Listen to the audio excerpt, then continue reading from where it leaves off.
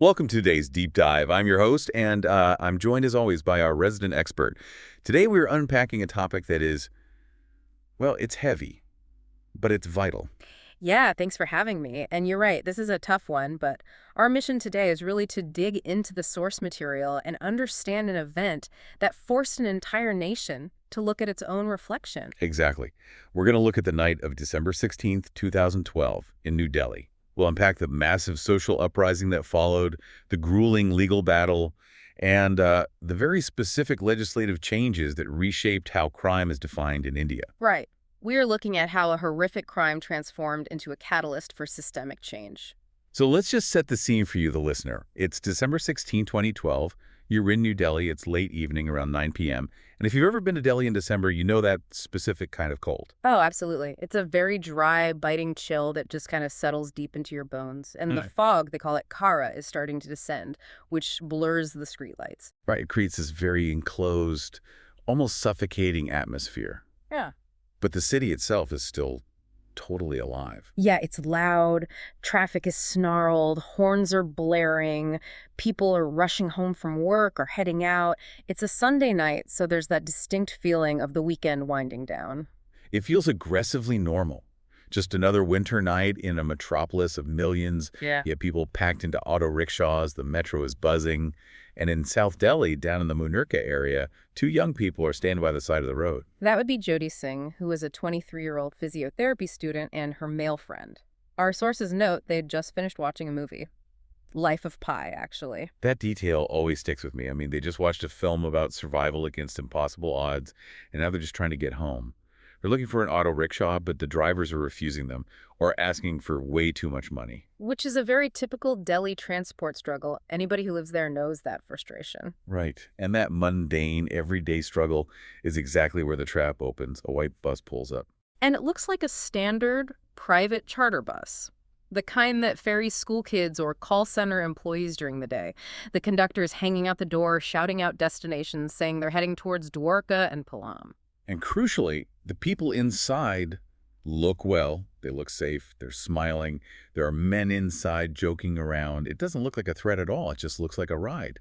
So Jody and her friend get on. That deception is really the first chilling layer of this crime that the sources highlight. It wasn't a random snatching from a dark alley. It was a deliberate lure. They created this camouflage of normalcy. But the moment Jody and her friend stepped onto that bus and the doors hissed shut, the reality shifted instantly. Yeah, the bus didn't take them home. It basically became a mobile cage. The transition from normalcy to horror was almost immediate. The men inside, there were 6 of them, including the driver, turned on the couple. They started taunting them, asking what they were doing out so late. And when the friend objected, the violence started. And we want to be clear about the nature of this violence without being gratuitous. But we really can't look away from the facts presented in our research either. They incapacitated the friend very quickly. Right, they beat him with an iron rod until he was unconscious, and then they turned their attention to Jyoti. For the next hour, that bus drove through the major arteries of New Delhi. And this is the part I find so hard to wrap my head around. We are talking about a large vehicle moving through traffic, passing police checkpoints, passing other cars. Well, inside, a brutal, inhuman gang rape and torture is taking place. And outside, the city is just rolling along, unaware. It's what sociologists call the moving prison concept. The windows were tinted or had curtains drawn. The driver, Ram Singh, kept the bus moving specifically to avoid suspicion. It highlights this terrifying invisibility. You could be screaming for your life 3 feet away from a family in a car at a traffic light, Yeah. and they would have absolutely no idea. Exactly. The brutality detailed in the medical reports later is just beyond the pale. It wasn't just an assault. It was a physical attempt to destroy her internally. The damage was massive. And once they were finished, they didn't just let them go. They stripped them naked and threw them out of the moving bus. Near the Mahipalpur flyover in the dead of winter, the sources say they actually tried to run them over after throwing them out, but the friend, who was half conscious, managed to pull Jody out of the way just in time. So there they are on the side of the road, broken, bleeding, while the bus just drives off to get cleaned. And the perpetrators actually went home, ate dinner, and went to sleep as if they'd just finished a normal shift at work. That level of dissociation is sociopathic. But they made a massive calculation error. They assumed Jyoti would die instantly. They figured she'd just be another statistic, an unidentified body found in the morning fog. But Jyoti Singh did not die that night. No, she didn't. And this is where the story shifts from a tragedy to something else entirely. She was taken to Safdarjung Hospital, and the doctors were absolutely stunned. We're talking about experienced surgeons, people who see severe trauma every single day. And they were shocked that she was even conscious, given the catastrophic internal injuries. Her intestines were largely destroyed, infection was setting in almost immediately, but she was awake. And she was angry. She communicated. She actually gave a statement to the magistrate from her hospital bed. She identified the men, detailed exactly what they did. She was fighting for justice from a bed she was never going to leave. That testimony is so crucial. It wasn't just legal evidence, it was an act of absolute defiance. She refused to let them silence her, even as her body was failing. She fought for 13 days. The government eventually airlifted her to Mount Elizabeth Hospital in Singapore. Which was a desperate, perhaps political move to show the public they were doing everything possible. Right. But the damage was just too deep. On December 29, 2012, she passed away. But by the time she took her last breath, the India she left behind had completely changed. And we really need to talk about the uprising, because calling it a protest feels like way too small a word for what happened in Delhi. Eruption is a better word.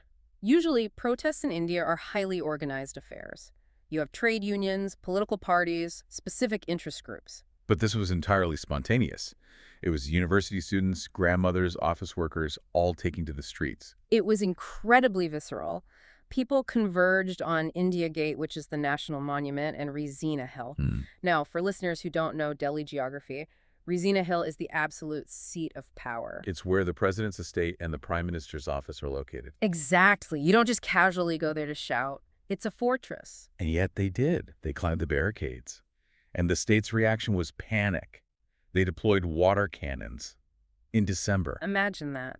Being sprayed with high pressure, freezing water, while protesting for the basic safety of women. It didn't disperse the crowd at all. It just enraged them further. So we have to ask, why did this specific case break the dam?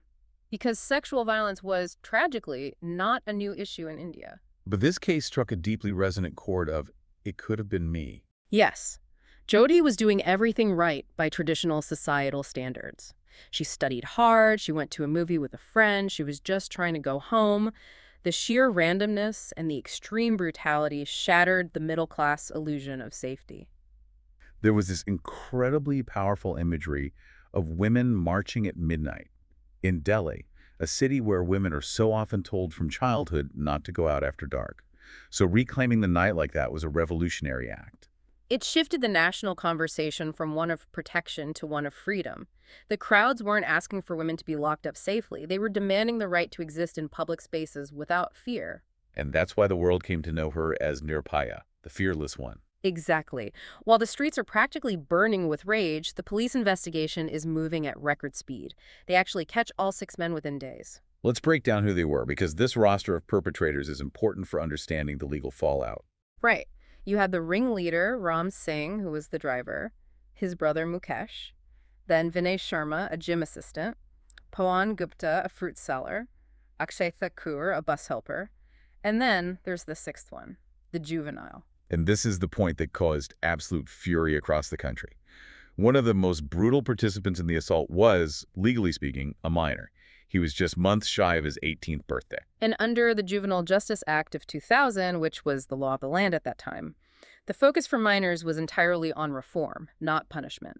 The law fundamentally didn't care about the heinousness of the crime. It only cared about the age on the birth certificate.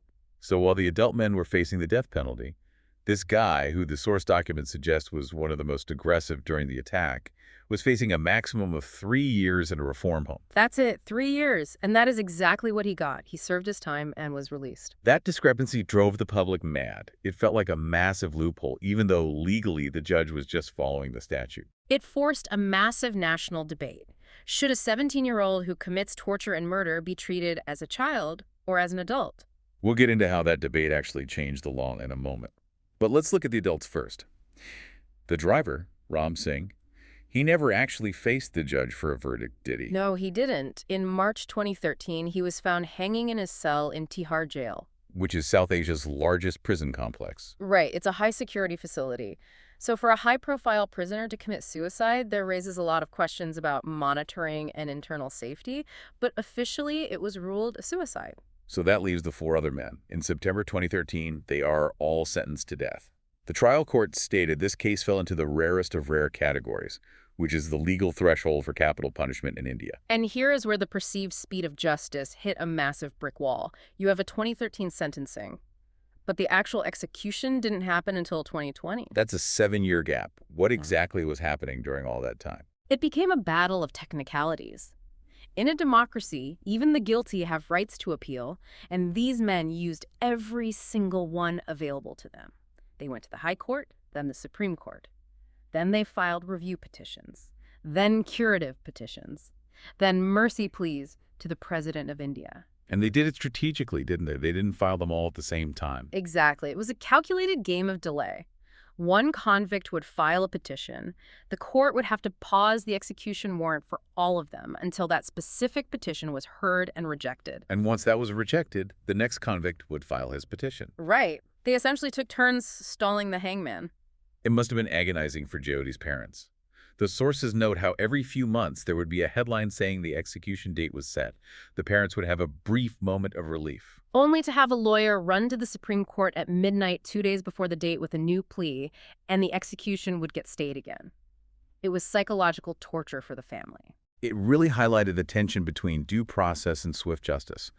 But finally, the legal road just ran out. It did. March 20, 2020, at 5:30 a.m. in Tihar Jail. It was done.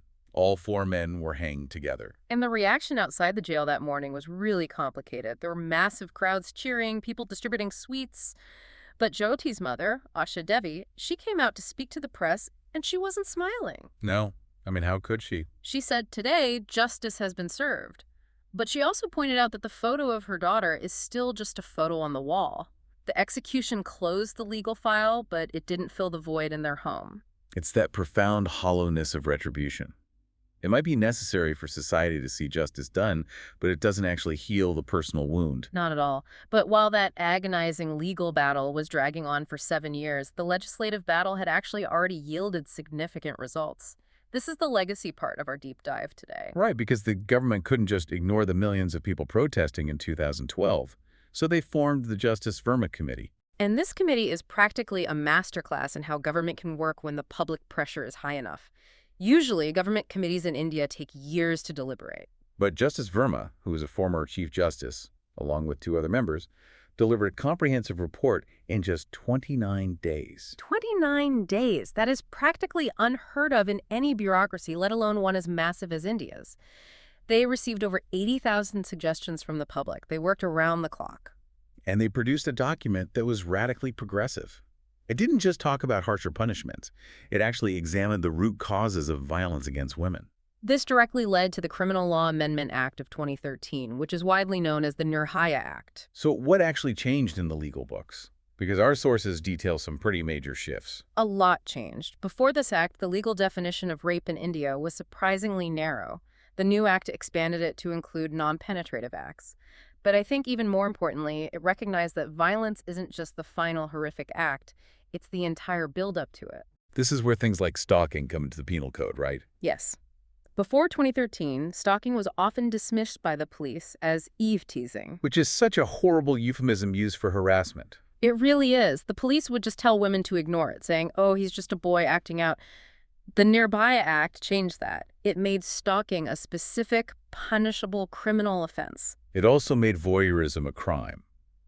And it made acid attacks a specific, heavily punishable crime as well. It essentially criminalized the precursors to violence. It finally recognized legally that the man who stalks you today is the man who might attack you tomorrow. It gave the police the teeth to actually arrest someone before the worst happened. And it also eventually addressed the juvenile issue we talked about earlier, right? Yeah, that part came a little bit later, in 2015, with a brand new Juvenile Justice Act. It allowed for minors between the ages of 16 and 18 to be tried as adults in cases of heinous crimes. And that was a direct response to the public outrage over the Nirbhaya case. So if a 17-year-old committed that exact same crime today, he wouldn't just get off with 3 years in a reform facility. Precisely. The legal landscape shifted dramatically. So if we look at the big picture, we have changed laws, we have expanded definitions of assault, we have fast-track courts established specifically to handle sexual violence cases to avoid those 7-year delays. Yes, all of that is on the books now. But here is the uncomfortable question. The real core of our deep dive. Did it actually work? And that is the absolute hardest question to answer, because if you look purely at the statistics, recorded crimes against women in India have actually gone up in the years since 2012. But we have to ask, is that because there is genuinely more crime occurring, or because more women are finally feeling empowered to report it? That's the critical nuance. Sociologists and legal experts argue it's largely due to increased reporting. Because of the massive awareness this case generated, women are much less willing to stay silent. And the police are, at least in theory, now legally mandated to register cases that they would have previously ignored or brushed under the rug. Right, so paradoxically, higher crime numbers might actually be a sign of a justice system starting to function rather than failing. But what about the fear? That visceral fear of boarding a dark bus at night. Has that gone away? I don't think any woman in Delhi, or frankly any major city, would tell you the fear is gone. The laws are on paper, the police might be more aware, but the deeply ingrained societal misogyny, the profound entitlement that allowed those 6 men to think they could do what they did and just go home to sleep. That takes generations to fix. Exactly. Laws are fast, but culture is incredibly slow. It really brings us back to Jyoti herself. We've spent this time talking about the perpetrators, the legal loopholes, the massive protests. But at the very center of all of this was a young medical student with a really bright future. A girl who loved movies, who was working incredibly hard to lift her family out of financial struggle. The sources mention her father worked double shifts at the airport just to pay for her education. She was the absolute hope of that family. And in this incredibly cruel twist of fate, she became the hope of an entire nation, but it cost her her life. There's a profound duality there. She died as Jyoti Singh, a victim of unspeakable, horrific violence. But she lives on in the cultural memory as Nirbhaya. And I think that distinction really matters. Nirbhaya isn't a name that denotes victimhood, it denotes power. The fearless one. Exactly. Her legacy isn't just that she suffered, it's that she spoke up when she was broken. She forced an entire country to look in the mirror and demand better. It's so easy to feel overwhelmed by the news cycle these days. It's easy to look at a dark case like this and just feel total despair. But if there's a takeaway from the sources for you, the listener, it's that her voice, literally her dying declaration, managed to rewrite the penal code of the world's largest democracy. One voice can actually move the mountain. It just shouldn't have to cost so much. That's a heavy thought to sit with. And it brings up something else to think about as we wrap up. In our modern era of 247 news cycles and instant outrage on social media, how do we ensure a movement like this doesn't just become a temporary hashtag that fades away? That's the real challenge. Right. Rapid legal changes are a victory, but they can sometimes give us a false sense of security. The real work is figuring out how to build structural cultural memory so that society keeps evolving without needing another tragedy to wake it up. Perfectly said. Thank you for joining me to unpack all of this. It was a tough dive, but a deeply important one. Absolutely. Thanks for having the conversation. And thank you for listening. Take care of yourselves out there.